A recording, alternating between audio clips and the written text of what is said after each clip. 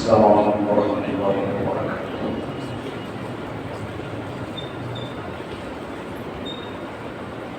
الحمد للہ رب العالمین والصلاة والسلام علی سید الانبیاء واشرف المرسلین وعلی آلہ الطیبین الطاہرین واصحابہ الراشدین المہدیین وعلی تابعین وتابعیہم بإحسان إلی یوم الدین وأشهد أن لا إله إلا الله وحده لا شريك له وأشهد أن سيدنا ونبينا ومولانا محمدا عبده ورسوله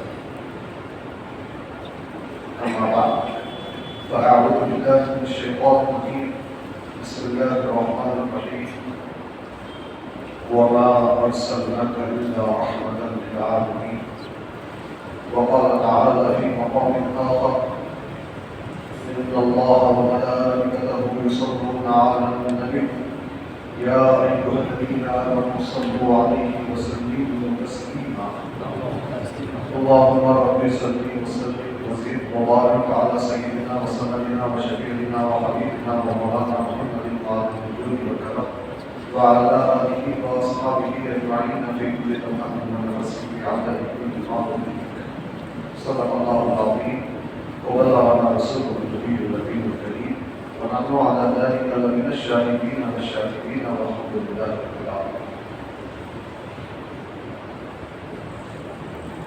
اے نبی صلی اللہ علیہ وسلم، ہم نے آپ کو سارے عالموں کے لیے رحمت کرنے والا بنا کر بھیجا ہے۔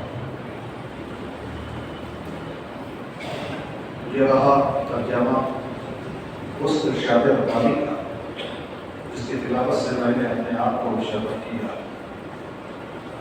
اور ارشاد ہو رہا ہے بے شک اللہ اور اس کے فرشتے نبی پاک صلی اللہ علیہ وسلم پر درود نازل فرماتے ہیں،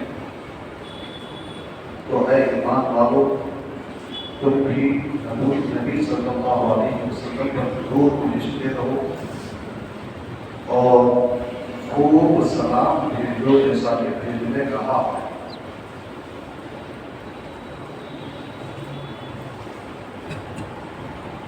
حاضرین محترم، سفر المظفر کی 28 تاریخ کل 29 کو ہو سکتا ہے کہ چاند ہو جائے۔ اگر کل چاند ہو جائے تو کل مغرب سے ماہ میلاد النبی صلی اللہ علیہ وسلم کا آغاز ہو جائے۔ نبی پاک صلی اللہ علیہ وسلم کی میلاد سرکار کی ولادت نہ صرف ہمارے لیے بلکہ کائنات کی ہر شے کے لیے رب تبارک و تعالیٰ نے اس آیت مبارکہ میں آپ کی تشریف آوری کا ذکر فرماتے ہوئے فرمایا ہے کہ اے حبیب، ہم نے آپ کو سارے عالموں کے لیے رحمت بنا کر دیا، رحمت کرنے والا بنا کر دیا۔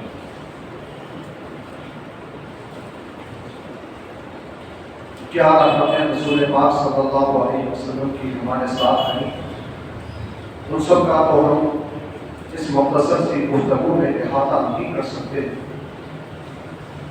چند باتوں کی طرف میں اشارہ کرتا ہوا آگے بڑھتے ہوں۔ سرکار دنیا میں تشریف لائے، سرکار کا قدم مبارک زمین پر لگا تو پوری زمین پاک ہے، پوری زمین۔ آپ کو معلوم ہے کہ ہمارے نبی کی تشریف آوری سے پہلے گزشتہ انبیاء کرام کی امتوں کو اور گزشتہ نبیوں کو عبادت کے لیے صرف عبادت خانے میں آنا پڑتا تھا۔ وہ گھر میں عبادت نہیں کر سکتے تھے، میدان میں عبادت نہیں کر سکتے تھے، جنگل میں عبادت نہیں کر سکتے تھے، بازار میں عبادت نہیں کر سکتے تھے، زمین کے کسی حصے پر بھی وہ عبادت نہیں کر سکتے تھے، مگر جب ان کو عبادت کرنے کے لیے اپنے مخصوص عبادت خانے ہی میں آنا پڑتا تھا، ان کی اپنی جو مسجد ہوتی تھی وہیں آ کے عبادت کرنا پڑتا تھا، مگر جب رسول پاک صلی اللہ علیہ وسلم کا قدم مبارک زمین سے لگا تو رب تبارک و تعالیٰ نے پوری زمین کو پاک کر ایسا پاک کر دیا کہ ابو بکر کی اجازت ہے کہ جہاں بھی نماز کا وقت آئے تو نماز ادا کر دو. اگر تم مسجد میں ہو تو یہاں بھی نماز پڑھ سکتے ہو, تم گھر میں ہو وہاں بھی تم نماز پڑھ سکتے ہو, بازار میں بھی تم نماز پڑھ سکتے ہو, اپنی دکان میں بھی نماز پڑھ سکتے ہو, جنگل میں بھی نماز پڑھ سکتے ہو. جہاں نماز کا وقت آ جائے تو نماز پڑھو. ہاں اگر تم شہر میں ہو تو پھر اپنے گھر سے نکل کر فرض نماز کی ادائیگی کے لیے گھر کو آنا ہوگا. نوافل گھر میں ادا کر سکتے ہو, فرض کو تو گھر میں مسجد میں ادا کرنا ہوگا, یہ اپنی جگہ طے ہے. پھر اب آپ دیکھیں گے سرکار کے صدقے میں پوری زمین پاک کر دی گئی, کتنی بڑی سہولت پیدا کر دی گئی. اگر ہمارے لیے بھی یہی حکم ہوتا کہ عبادت گھر میں نہیں کر سکتے, مسجد ہی میں آ کے عبادت کرنا ہوگا, تو ہمارے لیے کتنی مشکل ہو جاتی. یہ اللہ کا کرم ہے کہ سرکار کے صدقے میں اللہ نے ہمارے لیے پوری زمین کو پاک کر دیا, اور جہاں چاہیں ہم نماز پڑھ سکتے ہیں, عبادت ادا کر سکتے ہیں. اب دوسری رحمت کی طرف آپ دیکھیں, رسول پاک صلی اللہ علیہ وسلم دنیا میں تشریف لاتے ہی سب سے پہلے رب تبارک و تعالیٰ کی بارگاہ میں سجدہ ریز ہو گئے. دنیا میں بچے پیدا ہونے کے بعد بچوں کو ہوش نہیں ہوتا, بچے کو کچھ خیال نہیں ہوتا, اسے معلوم نہیں ہوتا کہ میں کون ہوں, کہاں آیا ہوں, اس کو ذرہ برابر بھی احساس نہیں ہوتا. مگر نبی پاک صلی اللہ علیہ وسلم کو یہ معلوم تھا کہ میں کون ہوں, کہاں آیا ہوں, کہاں سے آیا ہوں, کس کام کے لیے آیا ہوں. نتیجے میں سرکار نے زمین پر آتے ہی سب سے پہلے اللہ کی بارگاہ میں سجدہ کیا, اور سجدے میں اللہ کی بارگاہ میں امت کے لیے دعا کرتے ہوئے فرمایا, اللہم ربی حبلی امتی, ربی حبلی امتی, اے اللہ اے میرے رب میری امت مجھے عطا فرما دے, میری امت مجھے عطا فرما دے. عمومی طور پر اس جملے مبارکہ کا ترجمہ لوگ یہ کرتے ہیں کہ اے اللہ میری امت کو بخش دے, میری امت کو بخش دے. مگر میں کہتا ہوں کہ یہاں یہ مرادی معنی لینے کی ضرورت نہیں ہے. کیوں؟ اس لیے کہ جب الفاظ کا حقیقی معنی دیا جا سکتا ہے تو مرادی معنی لینے کی ضرورت ہے. حقیقی معنی کیا ہے؟ ربی حب دی, حب کا معنی ہے عطا فرما, دے دے. تو معنی یہ ہوگا اے اللہ مجھے میری امت عطا فرما دے, میری امت عطا فرما دے. کیوں؟ اس لیے کہ اس امت میں کچھ نیکوکار بھی ہیں, کچھ گناہگار بھی ہیں. جو نیکوکار ہیں وہ تو چہرہ دکھانے کے قابل ہیں, وہ صورت بتانے کے قابل ہیں, مگر جو گناہگار ہیں یہ صورت بتانے کے قابل نہیں ہے, انہیں میں اپنی کمری میں چھپا دیتا ہوں. اس لیے اے اللہ میری امت مجھے عطا فرما دے, میری امت مجھے دے دے. سرکار دعا فرما رہے ہیں, سرکار عربی صلی اللہ علیہ وسلم. اب آپ آگے بڑھتے جائیں, اعلان نبوت ہوا, اعلان نبوت ہونے کے بعد سرکار ہر قدم پر امت کے لیے دعائیں کرتے رہے, تکلیفیں سہتے رہے, دعائیں کرتے رہے. سرکار کا میدان احد میں دندان مبارک شہید ہو گیا, دندان مبارک چہرے اکبر زخمی ہو گیا. سرکار عربی صلی اللہ علیہ وسلم کی تکلیفیں سہ رہے ہیں, برداشت کر رہے ہیں. اس کے لیے امت کے لیے, امت کے لیے جب احد میں یہ ہوا تو سرکار نے یہ تکلیفیں جو برداشت فرمائی امت کے لیے رحمت بن کر, امت کے لیے رحمت کرنے کے لیے. آپ دیکھیں گے میدان طائف سے جب سرکار واپس مکے کو آ رہے تھے تو آپ کو اتنا پتھر برسا کر لہو لہان کر دیا گیا کہ چلنا بھی دوبھر ہو گیا. سرکار نے یہ جو تکلیفیں برداشت کی, اس کے لیے ہم کو صحیح راستے پر قائم رکھنے کے لیے, ہم کو ہدایت پر قائم رکھنے کے لیے ہم پر رحمت فرماتے جا رہے ہیں. سرکار کی پشت مبارک پر حالت سجدہ میں اونٹ کی اوجڑی لا کر رکھ دی گئی. سرکار کے راستے میں کانٹے بچھائے گئے. بشری اعتبار سے سرکار یہ تکلیفیں سہتے چلے گئے, برداشت کرتے چلے گئے. یہ سب تکلیفیں سرکار نے کیوں برداشت کی؟ محض ہماری ہدایت کے لیے, ہماری کامیابی کے لیے, ہماری کامرانی کے لیے, ہمیں منزل مقصود تک پہنچانے کے لیے, ہمیں سیدھے راستے پر چلانے کے لیے. سرکار نے اچھا طریقہ ہے کہ جب کبھی انسان کی فطرت بھی ہے کہ کوئی کسی کے ساتھ کچھ احسان کرتا ہے تو وہ انسان احسان کا غلام ہو جاتا ہے, احسان کرنے والے کا غلام ہو جاتا ہے, بندہ بیدار ہو جاتا ہے. اگر کوئی کسی کو کچھ پیسوں سے مدد کر دے، اگر کوئی کسی کو مصیبت میں کچھ سہارا دے دے تو وہ اس کا بندہ بیدار بن جاتا ہے، اس کا غلام بن جاتا ہے، اس کا احسان مانتا ہے، اور واقعی وہ اپنی طاقت کے مطابق کوشش کرتا ہے کہ اپنے محسن کے احسان کا کچھ نہ کچھ بدلہ چکائے۔ ہل جزاء الاحسان الا الاحسان، احسان کا بدلہ احسان ہی ہے، احسان کا بدلہ احسان ہی ہے۔ تو اب رسول پاک نے جب ہم پر اتنے احسانات فرمائے ہیں، سرکار نے ہم پر اتنے کرم فرمائے ہیں، سرکار کی شان انتہائی اعلیٰ وارفع، سرکار کے احسانوں کا ہم کوئی بدلہ چکا نہیں سکتے تھے، سرکار کی ان رحمتوں کا کوئی صلہ ہم دے نہیں سکتے تھے، تو رب تبارک و تعالیٰ نے ہمارے لیے سرکار کی خدمت میں اپنی جانب سے چھوٹا سا نذرانہ پیش کرنے کا ایک طریقہ بتا دیا، ایک طریقہ بتا دیا۔ وہ طریقہ کیا ہے؟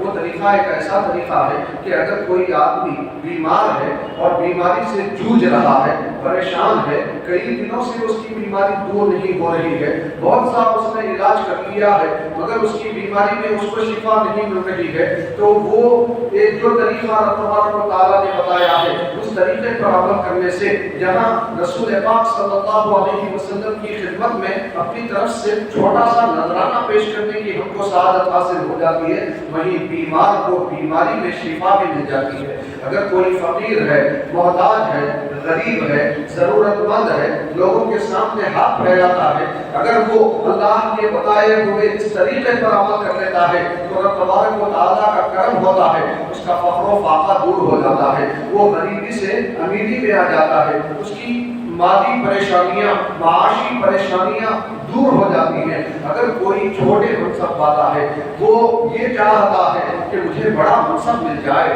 اگر وہ ذلیل ہے، وہ عزت چاہتا ہے، تو وہ طریقہ اگر اپنا لے رب تبارک و تعالیٰ اسے ذلت سے اٹھا کر عزت کی زندگی عطا فرماتا ہے۔ اگر کوئی گناہوں کے دلدل میں پھنسا ہوا ہے، وہ یہ چاہتا ہے کہ اپنے آپ کو گناہوں کی زندگی سے باہر نکالے، تو رب تبارک و تعالیٰ کے بتائے ہوئے اس طریقے پر عمل کرنے سے بندہ گناہوں سے نکل کر نیکیوں کی زندگی میں آ جاتا ہے۔ یہی نہیں بلکہ کل قیامت کے میدان میں جب بندہ پریشانی میں ہوگا، اس پریشانی کے عالم میں اسے رسول پاک صلی اللہ علیہ وسلم کی قربت، خدمت اور معیت بھی رب تبارک و تعالیٰ نصیب فرما دیتا ہے اس طریقے پر عمل کرنے سے۔ وہ طریقہ کیا ہے؟ تو اللہ تعالیٰ فرما رہا ہے، اے بندو، جو طریقہ میں تمہیں تمہاری غریبی کو دور کرنے کا بتا رہا ہوں، تمہارے گناہوں کی زندگی کو نیکیوں کی زندگی میں تبدیل کرنے کا طریقہ میں تمہیں بتا رہا ہوں، تمہیں ذلت سے عزت کی زندگی میں آنے کا جو طریقہ میں بتا رہا ہوں، سنو، وہ ایسا طریقہ نہیں ہے کہ اس کا صرف میں تمہیں حکم دے رہا ہوں، بلکہ وہ طریقہ ایسا ہے جس کو میں خود بھی کرتا ہوں، میں خود میری شان کے مطابق میں کرتا ہوں۔ تم لوگ تمہارے اپنے مقام اور تمہارے اپنے سطح کے اعتبار سے کرو گے، میں جو کرتا ہوں میری شان کے اعتبار سے کرتا ہوں۔ وہ کیا ہے؟ تو اللہ تبارک و تعالیٰ نے فرمایا، ان اللہ و ملائکتہ یصلون علی النبی، بے شک اللہ بھی اپنے رسول پر، اپنے نبی پر درود بھیجتا ہے، اس کے فرشتے بھی نبی پاک پر درود بھیجتے ہیں۔ تو یا ایھا الذین آمنوا، اے ایمان والو، صلو علیہ، تم بھی ان پر درود بھیجو، وسلموا تسلیما، اور خوب سلام بھیجو جیسا سلام بھیجنے کا حق ہے۔ تم درود پڑھتے رہو گے، درود پڑھتے رہو گے تو نبی پاک کی جو ہمارے لیے خدمتیں ہیں، ہمارے لیے رحمتیں ہیں، ہمارے لیے کرم نوازیاں ہیں، ہم پر جو احسانات ہیں، ان احسانات کا بدلہ تو ہم نہیں چکا سکتے، ہماری طرف سے نبی پاک کی بارگاہ میں ایک چھوٹا سا نذرانہ پیش ہو جاتا ہے جو ہمارے لیے سعادت مندی کا سبب۔ میں آپ کو بتاتا چلوں، امام مسلم رضی اللہ تعالیٰ جن کی حدیث کی کتاب کو صحیح ترین حدیث کی کتابوں میں دوسرا مقام حاصل ہے۔ پہلا مقام امام بخاری کو رضی اللہ عنہ، دوسرا مقام امام مسلم کو۔ امام مسلم روایت کرتے ہیں عن عبداللہ بن عامر بن العاص رضی اللہ عنہ، حضرت عبداللہ بن عامر بن العاص رضی اللہ عنہ سے روایت ہے، انہ سمع النبی صلی اللہ علیہ وسلم یقول، کہ انہوں نے نبی پاک صلی اللہ علیہ وسلم کو ارشاد فرماتے ہوئے سنا ہے فَإِذَا سَمِعْتُمُ الْمُؤَذِّنَ يَقُولُ فَقُولُوا مِثْلَ مَا يَقُولُ، جب مؤذن اذان کہے اور تم اس کی آواز کو سن لو تو جیسے جیسے مؤذن کہتا ہے ویسے ویسے کہتے چلے جاؤ، اذان کے کلمات کا جواب دیتے جاؤ۔ اب دوسری حدیثوں سے وضاحت ہوتی ہے کہ مؤذن جو کہتا جائے گا تم بھی وہی کہو گے، مگر جب مؤذن حی علی الصلاۃ اور حی علی الفلاح کہے گا تو تم پڑھو گے لا حول ولا قوت الا باللہ العلی العظیم، اسے ہٹ کے پورے کلمات کا جواب جیسا مؤذن کہے تم بھی کہتے جاؤ۔ اور فجر کی اذان میں جب مؤذن کہے الصلاۃ خیر من النوم، اس کے جواب میں کہو صدقت و بررت، صدقت و بررت، کہ تو نے سچ کہا اور نیکی کی۔ کیا کہہ رہا ہے مؤذن؟ الصلاۃ خیر من النوم، نماز نیند سے بہتر ہے۔ جب یہ مؤذن کہے تو تم جواب میں کہو اے مؤذن تو نے سچ کہا اور تو نے یہ کہہ کے نیکی کی۔ تو سرکار اس حدیث میں مسلم شریف کی فرما رہے ہیں مؤذن جیسا کہتا جائے ویسا کہتے جاؤ، جب مؤذن اذان سے فارغ ہو جائے فصلوا علیہ، اذان کے بعد اذان کی دعا سے پہلے مجھ پر درود پڑھو۔ فإنه من صلى عليه صلاة واحدة صلى الله عليه بها عشرا، کیونکہ جو کوئی مجھ پر ایک مرتبہ درود پڑھتا ہے تو اللہ تبارک و تعالیٰ اس پر 10 رحمتیں نازل فرماتا ہے، ایک درود کے صدقے میں 10 رحمتیں۔ پھر سرکار فرماتے ہیں وَصَلُّ اللَّهَ لِيَ الْوَسِيلَةَ، میرے لیے مقام وسیلہ کی اللہ سے دعا کرو۔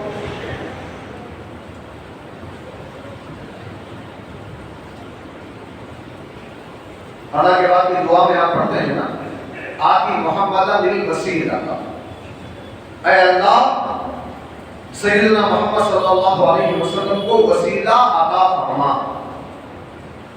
وسیلہ یہ کیا وسیلہ ہے؟ ایک وسیلہ تو وہ ہے جو ذریعے کے معنی میں ہے، صدقے کے معنی میں ہے کہ ہم کسی کا ذریعے کسی کے صدقے میں کچھ مانگتے ہیں، نبی پاک کے صدقے میں نبی پاک کے وسیلے سے اللہ سے ہماری دعائیں قبول کرنے کی گزارش کرتے ہیں،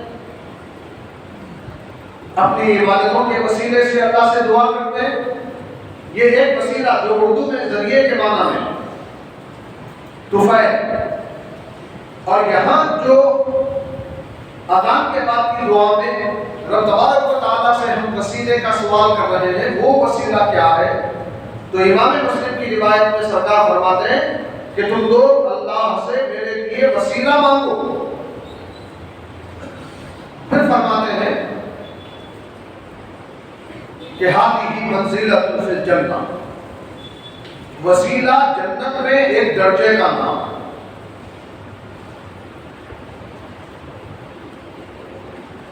لا تنطقی الا باحد من عباد اللہ، یہ مقام جو سب سے بلند و برتر ہے، اللہ کے بندوں میں سے صرف ایک بندے کے لیے یہ مقام سزاوار، کسی اور کو وہ مقام نہیں ملے گا۔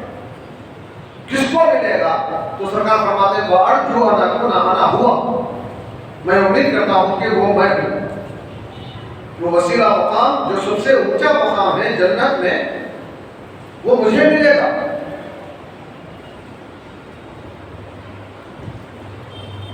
اچھا، ہم وسیلے کی دعا کریں گے اے اللہ ہمارے آقا کو مقام وسیلہ عطا فرما، اس کا صلہ ہمیں کیا ملے گا؟ بدلے میں ہمیں کیا ملے گا؟ تو رسول پاک صلی اللہ علیہ وسلم فرماتے ہیں کہ فمن سأل لی الوسیلۃ حلت لہ الشفاعۃ، جو میرے لیے مقام وسیلہ کی دعا کرتا ہے اس کے لیے میری شفاعت واجب ہو جاتی ہے، سرکار کی شفاعت مل جاتی ہے۔ تو اذان کے جواب کو بھی چھوڑنا نہیں ہے، اذان کے بعد درود شریف پڑھنے کو بھی چھوڑنا نہیں ہے، اور اذان کے بعد کی دعا جو ہم کرتے ہیں اللہم رب هذه الدعوة التامة والصلاة القائمة آتی سیدنا محمد الوسیلہ، اے اللہ اس مکمل دعوت کے رب، قائم ہونے والی نماز کے رب، ہمارے آقا محمد صلی اللہ علیہ وسلم کو مقام وسیلہ عطا فرما، وہ فضیلہ اور فضیلت عطا فرما، وہ درجۃ الرفیعہ اونچا مقام عطا فرما، وہ وعدہ مقام محمود الذی وعدتا، اور اے اللہ سرکار کو وہ مقام محمود عطا فرما جس کا تو نے اللہ آپ سے وعدہ فرمایا، وَرْزُقْنَا شَفَاعَتَهُ يَوْمَ الْقِيَامَةِ، اور اے اللہ ہمیں سرکار کی شفاعت قیامت میں عطا فرما، اِنَّكَ لَا تُخْلِفُ الْمِیعَادَ، بے شک تو وعدہ خلافی نہیں کرتا، تو اس کی پابندی کرو، سرکار کی شفاعت ملنے والی، شفاعت مل جائے تو کامیابی، شفاعت مل جائے تو کامیابی۔ حضرت عبداللہ بن مسعود رضی اللہ تعالیٰ عنہ فرماتے ہیں کہ رسول پاک صلی اللہ علیہ وسلم نے ارشاد فرمایا اول الناس بی یوم القیامہ اکثرهم علیہ الصلاۃ، قیامت کے دن لوگوں میں سب سے قریب میرے وہ رہے گا جو دنیا میں مجھ پہ کثرت سے درود پڑھ رہا ہو۔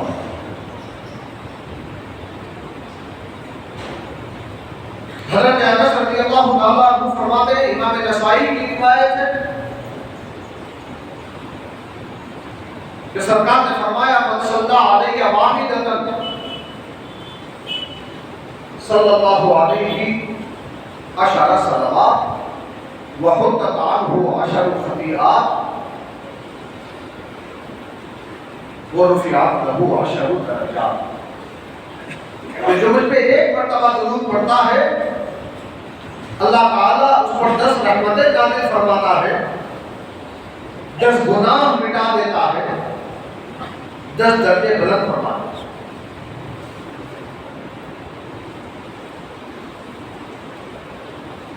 درود شریف ہمیشہ پڑھتے ہیں، درود شریف پڑھتے رہنا ہے۔ درود شریف پڑھنے کا فائدہ کیا ہوگا؟ درود و سلام بات کر سکتے، جب درود سلام السلام علیکم ایھا النبی و رحمۃ اللہ وبرکاتہ سرکار کی بارگاہ میں عرض کرتے ہیں تو کیا ہوتا ہے؟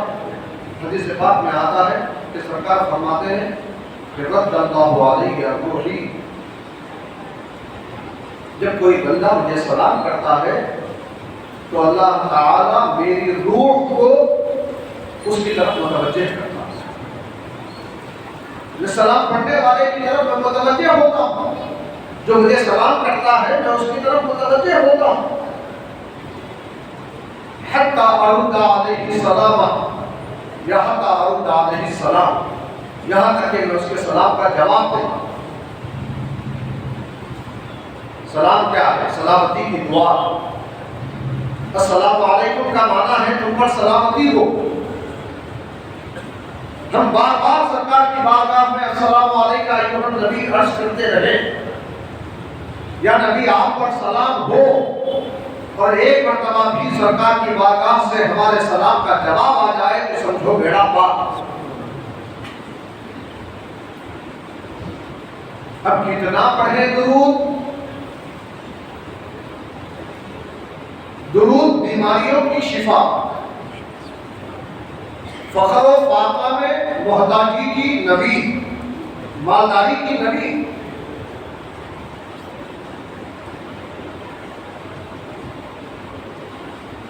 گناہوں کو مٹانے کی خوشخبری، درود پاک کے ذریعے۔ تو پڑھنا کتنا چاہیے؟ امام ترمذی کے حوالے سے میں حدیث پاک پیش کروں، حضرت ابی بن کعب رضی اللہ تعالیٰ عنہ ایک طویل حدیث میں فرماتے ہیں میں نے بارگاہ رسالت میں عرض کیا یا رسول اللہ انی اکثر الصلاۃ علیک، میں آپ پر کثرت سے درود پڑھتا ہوں، زیادہ سے زیادہ درود پڑھتے رہتا ہوں، فکم اجعل لک صلاتی، تو یا رسول اللہ میں اپنے اوقات میں سے کتنا وقت آپ پر درود پڑھنے میں لگاؤں؟ قال ما شئت، سرکار نے فرمایا جو تم چاہو، جتنا چاہو پڑھو، تمہارا نہیں پڑھو۔ قلت الربع، میں نے عرض کیا یا رسول اللہ میرے اوقات میں سے پاؤں ون فورتھ میں آپ پر درود پڑھنے میں لگا دوں گا۔ سرکار نے فرمایا ما شئت، جتنا تم چاہو، فإن زدت فهو خیر لک، اگر تم اور اضافہ کرو تو تمہارے لیے بہتر ہے۔ قلت النصف، میں نے عرض کیا یا رسول اللہ اپنے اوقات میں آدھا وقت آپ پر درود پڑھنے میں لگا دوں گا۔ سرکار نے فرمایا ما شئت، تم جتنا چاہو پڑھو، فإن زدت فهو خیر لک، اگر تم اور اضافہ کرو تو تمہارے لیے بہتر۔ قلت الثلثین، یا رسول اللہ میں 2/3 وقت آپ پر درود پڑھنے میں لگا دوں، 2/3 جملہ اوقات کا۔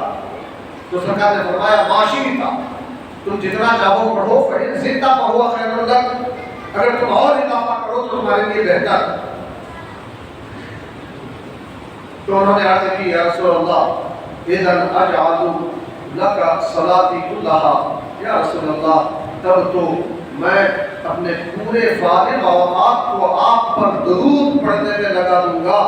تو سرکار نے فرمایا اذن تکفی ہمک ویغفر لک ذنبک، تب تو جب تم 24 گھنٹے زیادہ سے زیادہ مجھ پر درود پڑھتے رہو گے، اپنے فارغ اوقات کو مجھ پر درود پڑھنے میں لگا دو گے، تو تب تو تمہاری دنیا کی پوری ضرورتیں پوری کر دی جائیں گی اور تمہارے گناہ مٹا دیے جائیں گے۔ تو میلاد النبی کا مہینہ، مبارک مہینہ شروع ہونے والا، سرکار کے ہم پر بے شمار احسانات ہیں، ان احسانات کا ہم بدلہ چکا تو ہرگز نہیں سکتے، مگر کم از کم ہماری جانب سے سرکار کی بارگاہ میں درود شریف کا نذرانہ تو پیش کر سکتے ہیں۔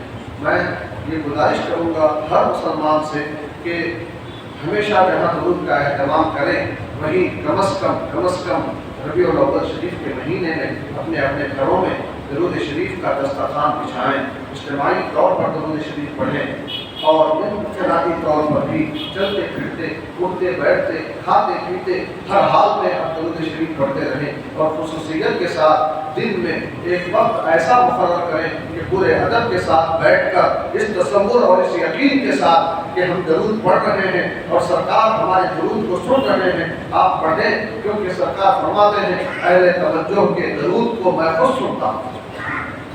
اسمعوا الصلاۃ اہلی محبتی وعارفہم، میں میرے سے محبت کرنے والوں کے درود کو سنتا بھی ہوں اور انہیں پہچانتا بھی ہوں۔